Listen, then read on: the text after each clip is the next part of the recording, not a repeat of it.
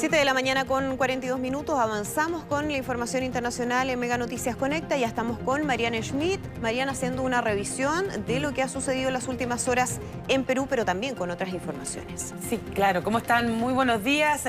Sin lugar a dudas, estamos con la mirada muy puesta con nuestros vecinos del norte, porque Perú amanece con dos presidentes. Uno de ellos sería la primera mujer de su historia. Se trata de Mercedes Arauz, quien asumió el cargo en forma interina, luego que el Congreso suspendiera a Martín Vizcarra de sus funciones durante un año. Se llegó a este punto después que el mandatario disolvió el Parlamento porque los legisladores nuevamente no aprobaron una moción de confianza. Esta sugería efectuar modificaciones al proceso de elección de candidatos al Tribunal Constitucional al considerar que no ha sido transparente y ha recaído en numerosos vicios. ¿Cómo se llegó a esta crisis institucional? Con un duro choque entre el Ejecutivo y el Legislativo en menos de 24 horas, apoyado por la Constitución. Vizcarra anunció la disolución del Congreso, dominado por la oposición fujimorista, por no poder frenar una polémica designación que hacía alusión de nuevos miembros del Tribunal Constitucional. En el discurso dijo que convocaba a elecciones parlamentarias para que el pueblo tome esa decisión. Fuerza Popular, la formación de Keiko Fujimori, que se encuentra en prisión preventiva por lavado de dinero, y el partido aprista llevaba días haciendo lobby para tener el control de la Corte. Ante este escenario es el Parlamento el que toma las riendas y por 87 votos a favor, los legisladores, la mayoría de derecha, aprueban la moción para suspender a Vizcarra por incapacidad temporal. Incluso se habla moral. Es por eso que la vicepresidenta Mercedes Arauz es nombrada presidenta en funciones. Tras asumir interinamente como mandataria, Arauz señaló que esta ha sido una de las decisiones más difíciles que ha tomado en su vida. Reafirmó que no apoyaba ni una moción de vacancia sin sustento valedero contra el presidente, ni una cuestión de confianza forzada para disolver este Congreso. Luego dijo que Vizcarra ha fallado al no cumplir 3 artículos constitucionales. Toda esta situación ha generado protestas en las afueras del Palacio Legislativo, manifestándose a favor de la decisión de Vizcarra de disolver el Congreso. Al mismo tiempo, en ciudades como Trujillo, Arequipa, Cusco y Madre de Dios se realizan concentraciones similares.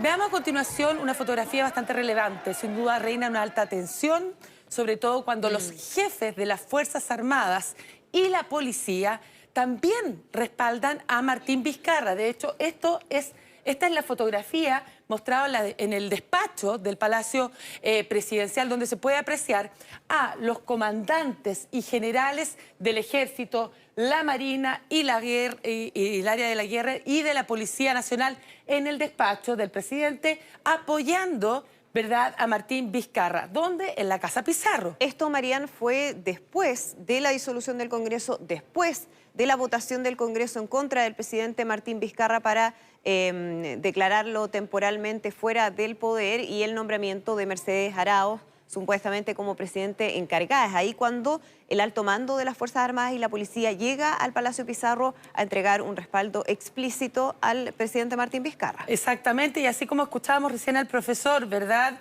de la Universidad Católica, en este contexto, porque lo hizo en forma constitucional, el disolver el Parlamento, ¿quién es, según lo que él nos ha dicho y señala la Constitución, el presidente hoy? A pesar que se habla de 2 personas, el presidente hoy es Martín Vizcarra, y así lo están reconociendo el pueblo que está en las afueras del Palacio y el Legislativo y también presidencial, y así lo vemos en la plana mayor del Ejército, la Armada y la policía, que le está dando su férreo respaldo. Una situación que hemos llegado a que ha tenido una sucesión de problemas de gobierno, en definitiva el Perú. Lo que quería y ha querido luchar Vizcarra desde que asume interinamente tras, ¿verdad?, la salida de PPK, de Pedro Pablo Kuczynski, es terminar con la corrupción, porque aquí sigue el fantasma de Odebrecht. Ya lo vimos con la situación de Keiko Fujimori,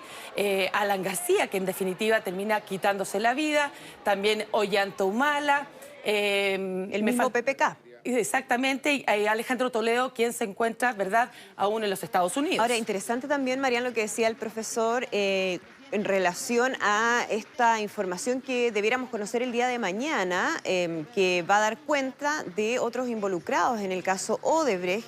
Varios de ellos serían parlamentarios, que son justamente los que tenían el interés de votar por la conformación de un nuevo Tribunal Constitucional, al menos uno de los miembros, ¿no? Que podría ser determinante en el propio futuro de cada uno de ellos. Entonces, decía el profesor, ahí hay una razón de fondo para entender el por qué tenían tanto interés en lo que tenía que ver con la conformación del tribunal, porque podría afectarlos directamente cuando conozcamos los antecedentes y cómo eso podría involucrarlos con el caso Odebrecht. Exactamente, y esa votación del tribunal se le dio la venia justamente en el día de ayer. Y a quien vemos en imágenes, vemos que ella era la vicepresidenta, ¿verdad?, del país, y es por eso que el Congreso, en esta situación que no sería constitucional, determina, en definitiva, que ella asuma esta presidencia. Es una economista bastante reconocida y que fue ministra también durante el gobierno de Alan García, una persona bastante joven, pero con mucha experiencia también, a pesar que es economista, con experiencia política. Veamos cómo está la transmisión de nuestro canal aliado Latina desde Perú, que no ha parado de transmitir. Justamente las imágenes muestran cuál es la situación, la tensión popular que se vive en las afueras de... Eso fue ayer, durante la noche. Escuchemos un poquito lo que el están ambiente describiendo.